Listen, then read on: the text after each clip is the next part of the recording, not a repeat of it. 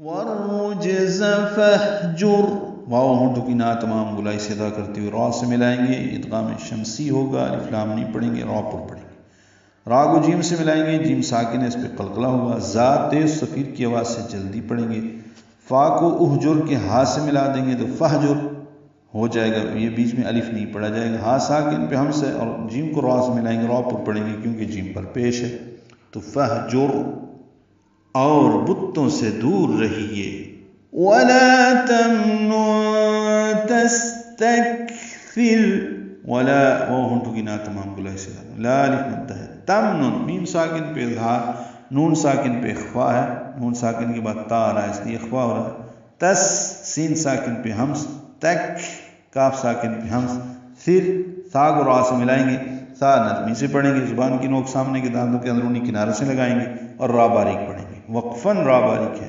تستکثر ملائیں گے تو تستکثرو، را پر پڑھیں گے اور اگلی کا حصہ پڑھیں گے۔ اور زیادہ لینے کی نیت سے کسی پر احسان نہ کرے۔